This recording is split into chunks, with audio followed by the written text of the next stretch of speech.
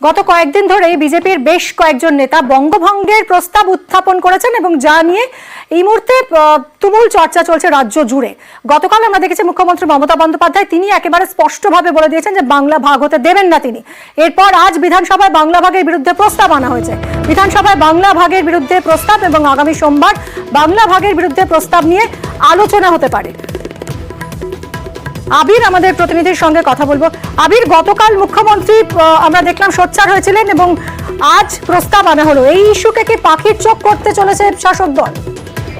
বিধানসভার business advisory কমিটির যে বৈঠকে সিদ্ধান্ত হয়েছে যে আগামী সোমবার বঙ্গভঙ্গের বিরুদ্ধে প্রস্তাব আনতে চলেছে রাজ্যের শাসক দল। পরিষদীয় মন্ত্রী শোভনদেব চট্টোপাধ্যায় সহ তৃণমূল কংগ্রেসের একাধিক বিধায়ক এই বঙ্গভঙ্গের বিরোধিতা করে প্রস্তাব তারা রাখবেন এবং 185 নম্বর ধারা অনুযায়ী প্রস্তাব আসতে চলেছে।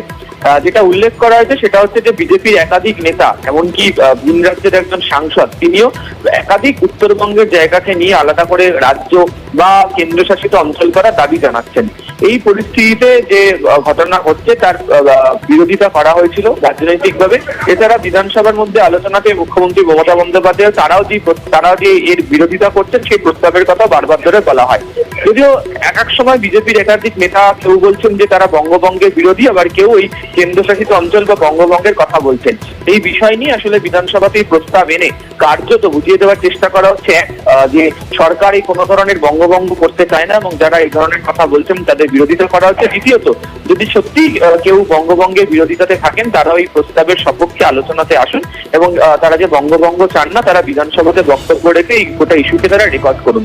এই প্রসঙ্গটি আনা হবে এবং রাজনৈতিকভাবে গোটা বিষয়টাকে নিয়ে ইতিমধ্যে বিভিন্ন জায়গাতে সভা বা মিছিল বা বিভিন্ন ধরনের কর্মসূচি নেওয়া হচ্ছে। কিন্তু যখনই বিধানসভার মধ্যে প্রস্তাব আসবে বা আলোচনা হবে তখন সেটি রেকর্ডেড হয়ে থাকবে পরিষদীয় রীতিতে এবং এক্ষেত্রে দাঁড়িয়ে কেন্দ্রের কাছে সেই প্রস্তাব পাঠানোর ব্যবস্থা করা হয়ে থাকে। তাহলে অবশ্যই অত্যন্ত গুরুত্বপূর্ণ হবে সোমবার দিনকেই বঙ্গভঙ্গের বিরোধিতা করে প্রস্তাব এবং তার পক্ষে আলোচনা।